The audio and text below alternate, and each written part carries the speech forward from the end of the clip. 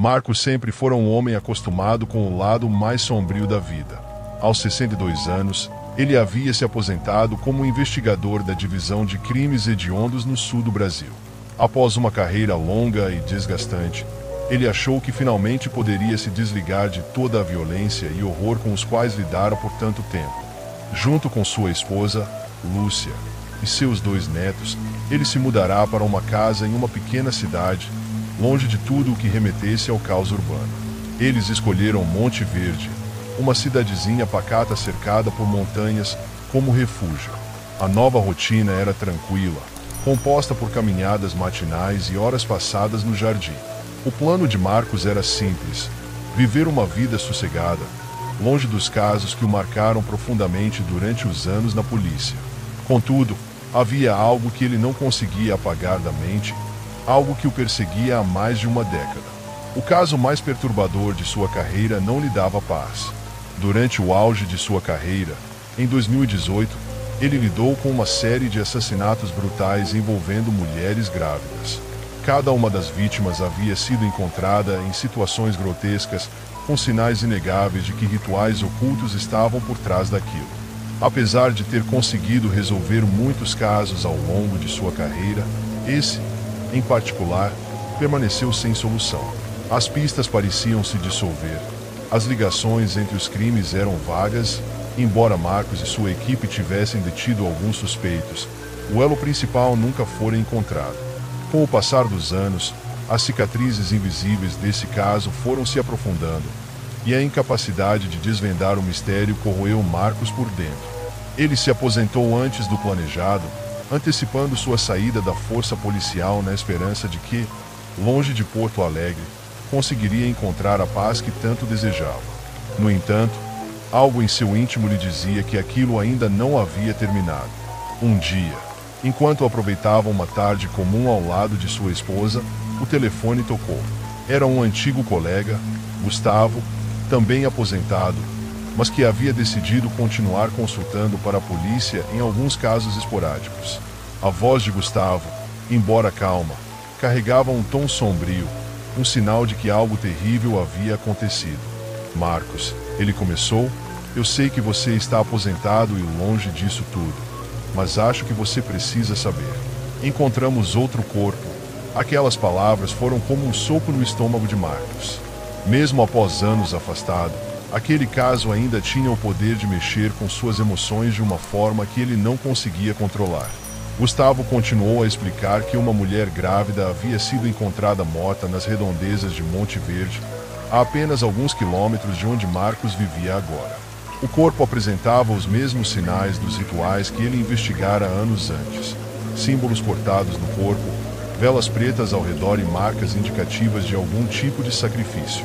Relutante, mas ciente de que não poderia ignorar o chamado, Marcos concordou em se encontrar com Gustavo. Os dois marcaram de conversar em um café discreto no centro da cidade.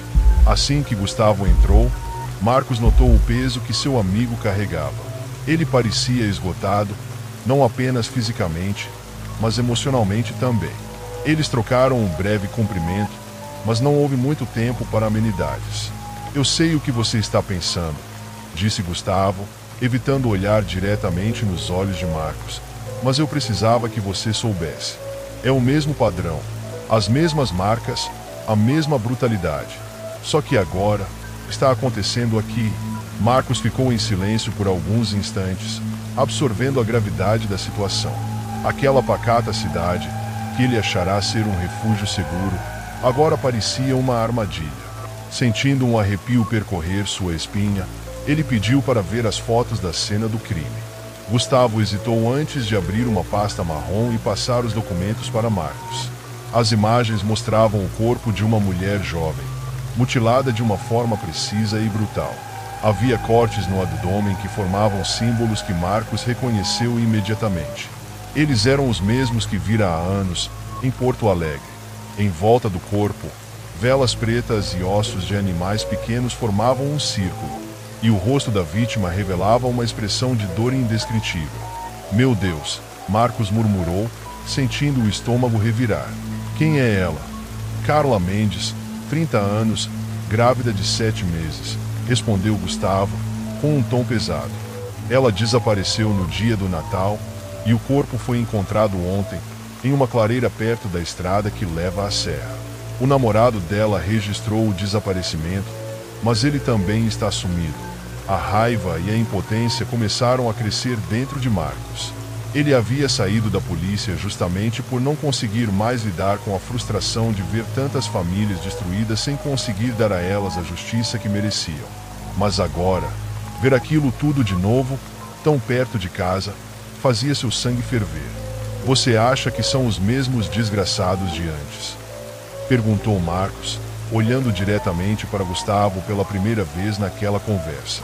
O silêncio de Gustavo foi uma resposta por si só. Eu acho que eles nunca foram embora, Marcos.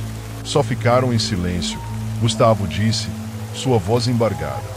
Você lembra quando falamos sobre a possibilidade de ser uma organização maior? Eu acho que estávamos certos. Marcos ficou em silêncio, contemplando as fotos mais uma vez.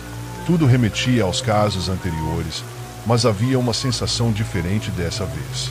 Algo nele lhe dizia que eles estavam se aproximando e que não era por coincidência.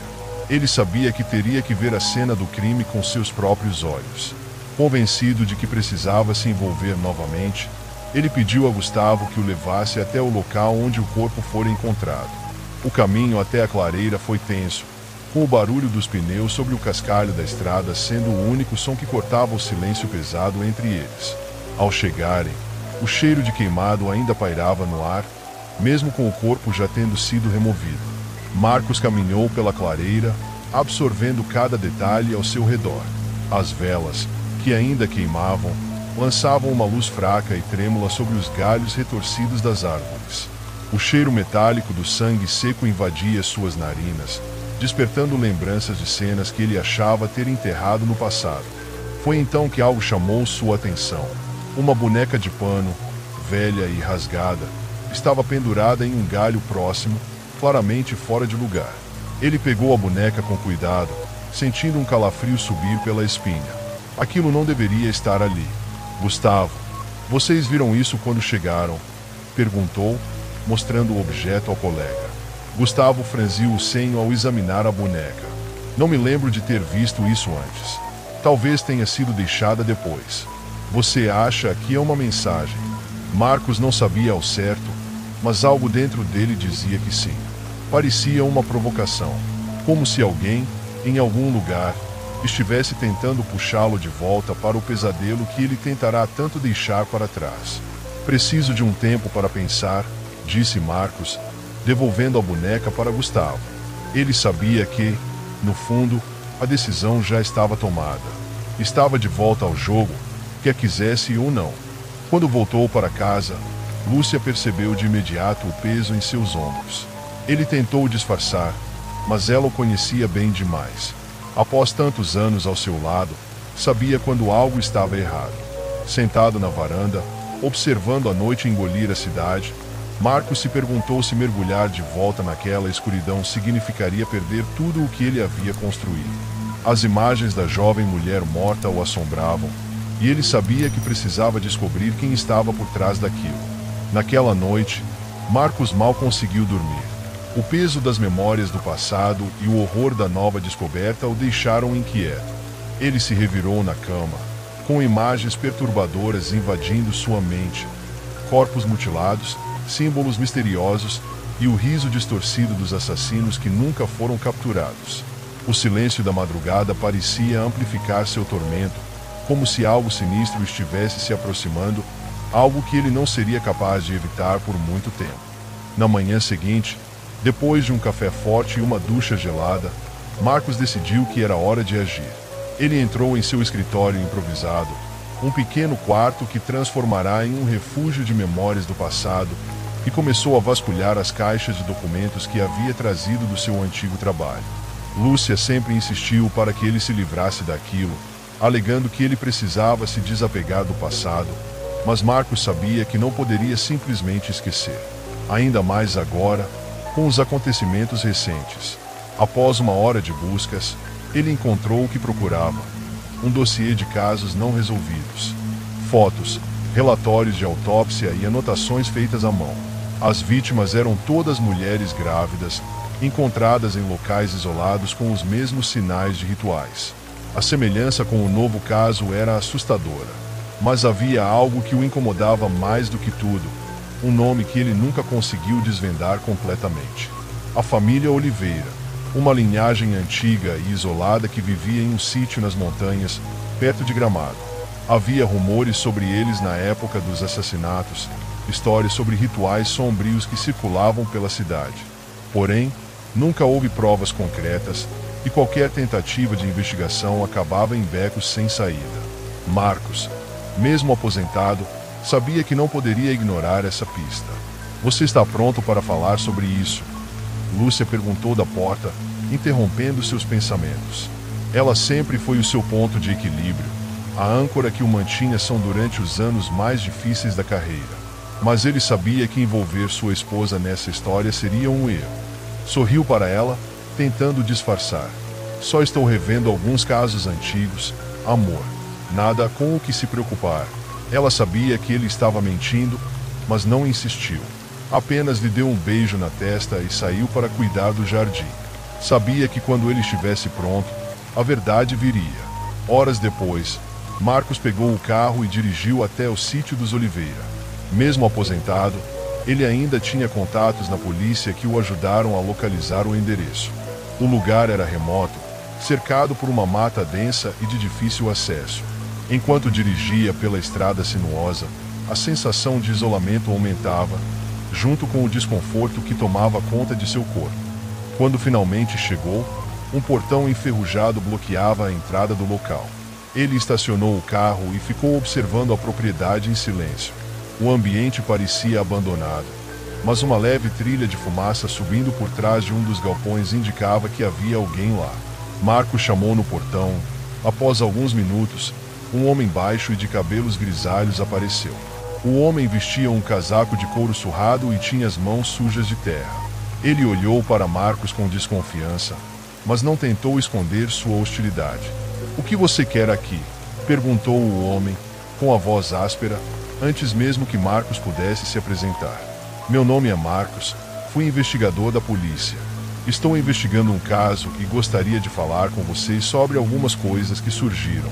O homem hesitou por um instante, avaliando Marcos, mas então abriu o portão sem uma palavra e o guiou até uma casa de madeira simples, cercada por galpões. Eles caminharam em silêncio e a tensão era palpável. Ao entrar na casa, Marcos notou o cheiro de mofo e algo mais, um odor ácido que ele não conseguia identificar. Quadros antigos pendiam das paredes, retratos de pessoas sérias e móveis que pareciam ser de gerações passadas. O homem pediu que ele esperasse na sala. Os minutos seguintes foram longos e desconfortáveis, até que ele voltou acompanhado por um senhor mais velho, de cabelos completamente brancos e semblante austero. "Sou Renato Oliveira. O que o senhor quer com a minha família?" perguntou o homem, em um tom firme, mas não abertamente hostil. Ele parecia calculista, pesando cada palavra antes de falar.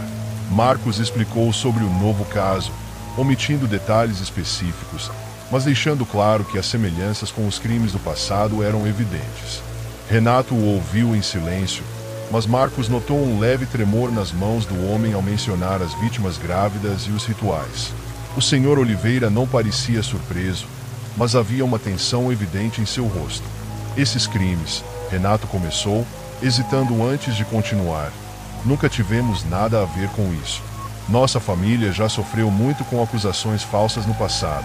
Somos apenas agricultores, tentando viver em paz."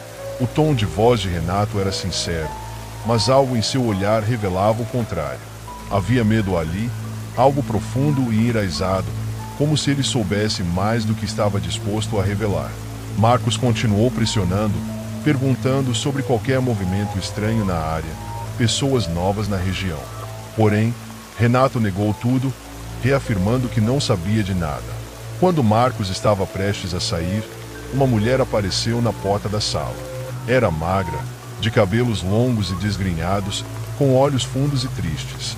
Ela olhou para Marcos de uma forma que quase o fez desistir de continuar a investigação, um misto de súplica e desespero. Renato rapidamente a empurrou para dentro, fechando a porta com força. Desculpe por isso. Minha irmã passou por muitos traumas, disse ele, tentando sorrir, mas o sorriso foi vazio. Marcos saiu do sítio com uma sensação amarga de que havia algo muito errado ali. A estrada de volta para Monte Verde parecia mais longa do que o normal, e as imagens da mulher e do olhar desesperado de Renato o assombravam. Ele estava lidando com algo muito maior do que imaginava, algo que não poderia simplesmente ignorar. Ao chegar em casa, já era noite. Lúcia estava deitada, mas ele sabia que ela não dormia. O abajur da sala ainda estava aceso, lançando uma luz fraca no corredor.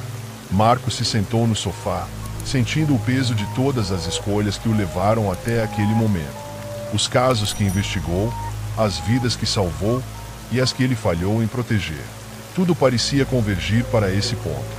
Na manhã seguinte, uma ligação inesperada de Gustavo o acordou. Seu colega parecia agitado, a voz nervosa. Marcos, precisamos conversar. A coisa está piorando. O coração de Marcos disparou. Ele sabia que aquilo não tinha acabado. Marcos não perdeu tempo. Ele se arrumou rapidamente e avisou Lúcia que precisaria sair por algumas horas, evitando detalhes sobre o que estava acontecendo. Ela sabia que havia algo errado, mas não quis forçar a verdade de seu marido, apenas lhe desejou que tivesse cuidado. No caminho até a delegacia de Gramado, a mente de Marcos estava em ebulição. As últimas revelações deixaram um gosto amargo, e ele sentia que, por mais que tentasse, não estava nem perto de resolver o quebra-cabeça. Quando chegou à delegacia, Gustavo o aguardava na entrada. Seu rosto estava pálido e carregava uma expressão de cansaço. Marcos, você precisa ver isso, disse Gustavo enquanto o levava para uma sala reservada. Lá dentro, havia papéis espalhados por toda a mesa e um quadro branco com fotos de diversas vítimas. Algumas eram antigas, outras mais recentes, mas todas seguiam o mesmo padrão grotesco que ele havia testemunhado. No centro da mesa, Gustavo tinha separado um arquivo específico. Isso aqui é novo, disse ele, passando uma foto em preto e branco para Marcos. Um dos nossos colegas do arquivo encontrou essa imagem em um jornal de 1938. Dá uma olhada. A foto mostrava um grupo de pessoas reunidas na frente de um casarão antigo. No centro, um homem segurava uma boneca de pano, semelhante à que Marcos encontrara na clareia. Atrás deles, nas paredes do casarão, estava gravada a frase em latim: Proxer viti daemonium. O sangue de Marcos gelou. Aquele símbolo era o mesmo que ele encontrara no corpo das vítimas em Porto Alegre. Como poderia haver uma ligação tão antiga com os crimes que estavam investigando agora? E mais, como aqueles responsáveis haviam passado tanto tempo sem serem pegos? Gustavo esfregou as têmporas, tentando afastar a dor de cabeça que parecia se aproximar. Há registros de desaparecimentos na região desde aquela época, Marcos. Mulheres, crianças. E o mais estranho é que eles sempre sumiam no mesmo período do ano, durante o solstício de inverno. De repente, tudo começou a fazer sentido para Marcos. Os rituais, os símbolos, a periodicidade dos crimes. Algo estava se movendo nas sombras e, para seu horror, ele percebeu que não estava lidando apenas com assassinos. Aquilo era uma organização, uma seita, uma entidade sombria que atravessava gerações. Gustavo hesitou antes de continuar. E tem mais uma coisa. A irmã de Renato Oliveira, aquela mulher que você viu no sítio, era mãe de uma das vítimas de 2008. O corpo nunca foi encontrado, mas todas as evidências apontavam para o mesmo padrão. Ela tinha apenas 19 anos e estava grávida. A mente de Marcos explodiu em suposições. Se a família Oliveira não era responsável, talvez eles também fossem vítimas. Talvez soubessem mais do que estavam dispostos a revelar, mas por medo ou vergonha mantinham o silêncio. Ele não podia deixar de sentir uma onda de compaixão pela mulher que vira no sítio, com seu olhar vazio e preso em uma espiral de dor. Gustavo sugeriu que eles investigassem mais a fundo o casarão que aparecia na foto antiga. Conseguiram localizar a propriedade, uma construção decadente a poucos quilômetros de onde estavam. Sem avisar ninguém, Os dois decidiram ir até lá por conta própria. O caminho foi silencioso, cada um dos dois perdido em seus próprios pensamentos, tentando entender o que os esperava. Quando chegaram, o casarão era ainda mais sinistro do que nas fotos. Envolto por árvores altas que bloqueavam a luz do sol, ele parecia ter saído diretamente de um pesadelo. As janelas escuras e as paredes rachadas davam uma aparência de abandono, mas havia sinais de que alguém esteve ali recentemente. A porta da frente estava entreaberta, e ao empurrá-la, o cheiro de podridão invadiu suas narinas. O piso de madeira rangeu sob os pés de Marcos e Gustavo, e o som ecoou pela casa vazia. A atmosfera era opressiva, como se o ar estivesse pesado e saturado com décadas de segredos sombrios. Eles exploraram a casa em silêncio, cada sala mais assustadora que a anterior, até que encontraram o porão. A escada de madeira descia em um ângulo íngreme, levando a um espaço subterrâneo escuro e úmido. Quando Gustavo iluminou o ambiente com sua lanterna, o que viram os fez perder o fôlego. O porão estava cheio de objetos antigos, símbolos esculpidos nas paredes, ossos espalhados pelo chão.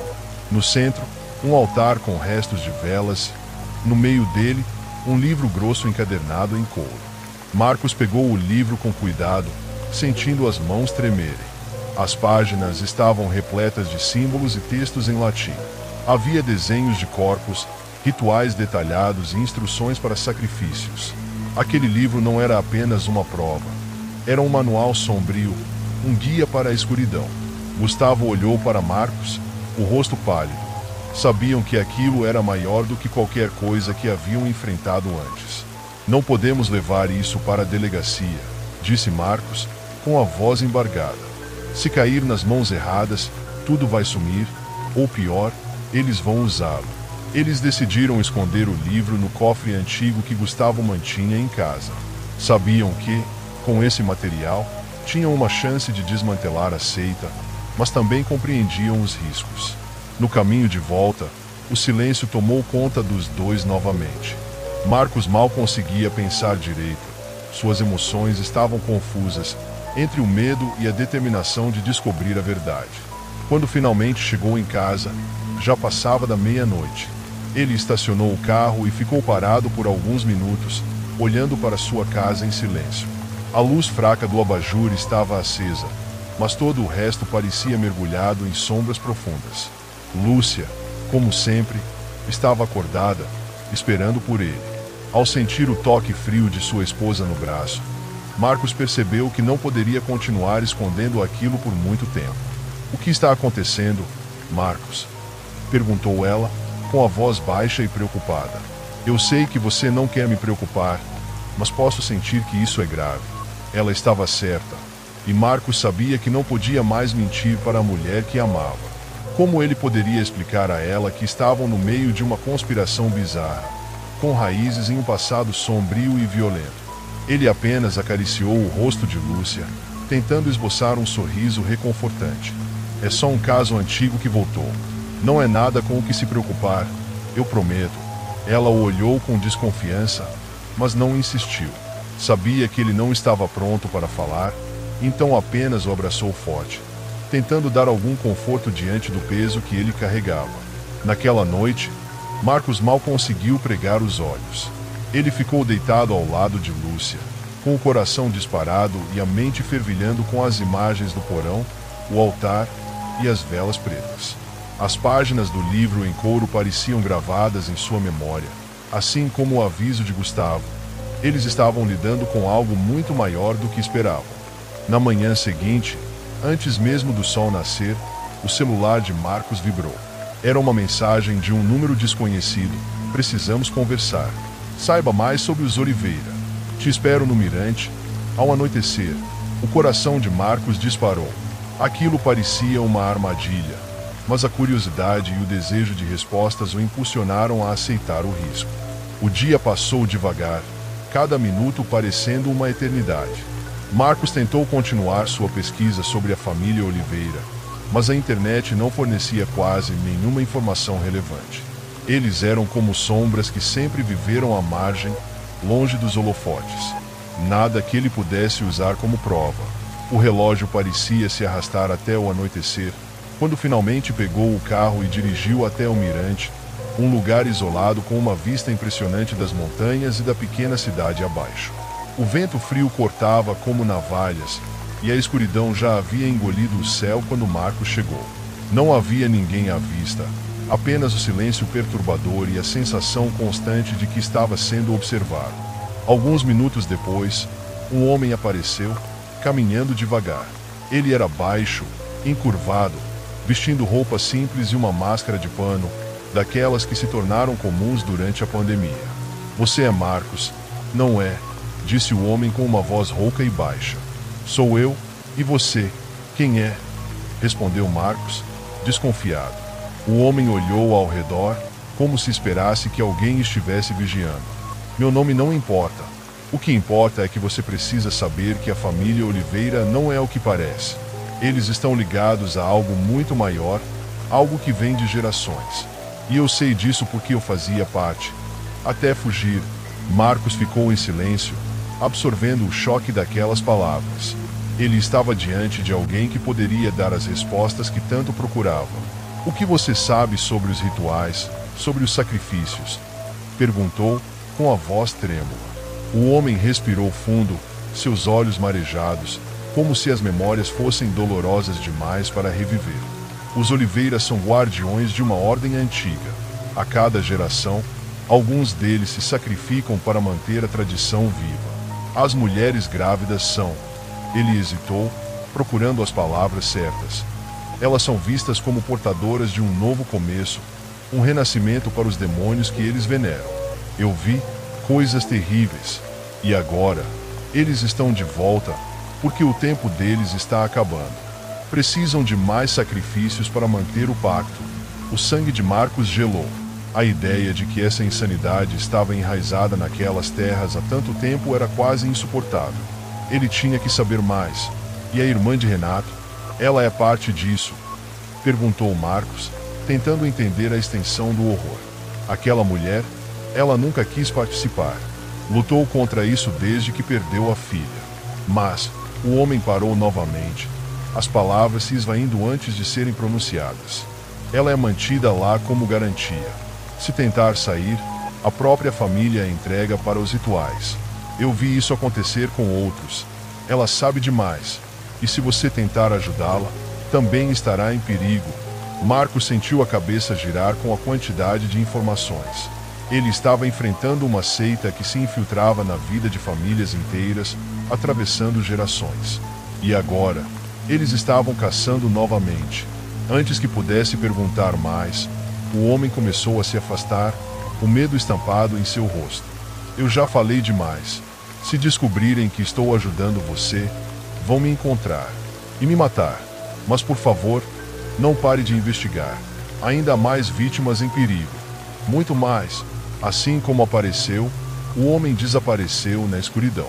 Marcos ficou ali, parado, com o vento frio batendo em seu rosto, sentindo o peso das revelações. Aquela noite, ele voltou para casa com um único pensamento. Aquilo não era apenas uma investigação. Era uma batalha contra algo muito maior. E ele estava em desvantagem. Quando chegou em casa, Lúcia mais uma vez o esperava. O rosto dela estava cansado e preocupado, mas ela não perguntou nada. Apenas o abraçou forte. Ela sabia que as respostas viriam eventualmente. Mas como Marcos poderia contar à mulher que amava que estavam no meio de uma conspiração, uma seita com raízes tão profundas que pareciam impossíveis de destruir? Na manhã seguinte, Marcos decidiu que era hora de confrontar Renato Oliveira novamente. Não podia simplesmente ir até o sítio e acusá-lo diretamente. Isso o tornaria um alvo fácil. Em vez disso, foi até o único bar da cidade, onde sabia que os moradores mais antigos poderiam contar histórias sobre os Oliveira. O dono do bar, seu João, era um homem de 70 e poucos anos, com cabelos brancos e um olhar que parecia sempre curioso. Quando Marcos mencionou a família Oliveira, o semblante de João mudou imediatamente. O que o senhor quer saber sobre eles, delegado? Perguntou o homem, em um tom baixo. Não é bom ficar mexendo nessas coisas. Aquela gente tem uma história complicada. Marcos insistiu, dizendo que precisava de informações para um caso. Seu João ponderou por alguns momentos, como quem decide se deve compartilhar um segredo perigoso. Dizem que os Oliveira vieram da Europa fugindo de alguma coisa. Ninguém sabe ao certo o que, mas quando chegaram aqui, trouxeram costumes estranhos. Sempre foram isolados, nunca se misturaram muito, mas, de vez em quando, apareciam boatos, desaparecimentos de mulheres, coisas assim. Mas nunca se provou nada. Ele fez uma pausa, como se estivesse organizando os pensamentos. Aproveitando o momento, Marcos pediu mais uma cerveja, tentando dar tempo para que o homem continuasse. O que ninguém gosta de falar é que a própria família sofreu. Um dos filhos do patriarca, o Renato, perdeu uma filha jovem. Dizem que estava grávida. Desde então, a irmã dele, Maria, nunca mais foi a mesma. Ficou trancada naquela casa. Ouvi dizer que ela grita à noite, como se visse coisas que ninguém mais vê. A história batia com o que Marcos já sabia, mas ainda faltavam peças. Quem era o verdadeiro inimigo? Os Oliveira estavam tentando manter os rituais vivos, ou eram vítimas de algo ainda maior? Antes que pudesse perguntar mais, seu João se levantou e fez sinal para que o seguisse até o depósito do bar. Quando chegaram lá, ele tirou um envelope amarelado pelo tempo. Isso aqui é uma carta da Maria. Ela mandou para minha mãe há muitos anos. Nunca mostrei para ninguém, mas acho que agora você precisa ver. Marcos abriu a carta com cuidado. A grafia era trêmula, mas legível. A carta falava sobre um círculo de sangue, um ritual antigo que exigia sacrifícios específicos para manter algo aprisionado. A cada geração, a família era obrigada a escolher uma mulher grávida para alimentar a entidade. Maria implorava por ajuda, dizendo que sua filha seria a próxima, e que ela não podia permitir isso. A carta terminava abruptamente, com manchas que poderiam ser de lágrimas ou sangue. O estômago de Marcos revirou. Tudo apontava para a ideia de que aquela família estava presa em um ciclo de horror, do qual eles próprios não conseguiam escapar. Se ele quisesse resolver o caso, precisaria quebrar o ciclo. Mas como? Quando chegou em casa, Lúcia estava na cozinha, mexendo em algo no fogão. O cheiro de comida o trouxe de volta à realidade, e ele percebeu o quanto estava faminto. Antes que pudesse dizer algo, seu celular tocou. Era Gustavo, e sua voz estava trêmula. Marcos, temos um problema. A mulher que encontramos no porão, ela sumiu do necrotério. E o segurança também. Algo muito errado está acontecendo. Marcos sentiu a cabeça rodar. Como assim sumiu? Ele tentou manter a racionalidade, mas nada fazia sentido. Alguém estava tentando encobrir tudo. Ou pior, os rituais estavam sendo reativados. Estou indo para aí agora, Gustavo. Não faça nada até eu chegar. Ele se virou para Lúcia, que o olhava com confusão e preocupação. Não havia mais como mentir. Ele precisava que ela entendesse a gravidade da situação. Estou lidando com algo muito grande, amor. Coisas que vão além do que posso explicar agora. Mas preciso que você fique segura e não abra a porta para ninguém. Ouviu? Ela assentiu, os olhos marejados. Marcos a abraçou, beijou sua testa e saiu, sem olhar para trás, sentindo o peso da preocupação dela. No caminho para a delegacia de Gramado, o celular de Marcos não parava de vibrar. Eram mensagens de Gustavo, fotos de câmeras de segurança mostrando um vulto encapuzado saindo do necrotério, carregando algo que parecia um corpo enrolado em um lençol. Quando chegou, Gustavo estava pálido e segurava a cabeça com as mãos.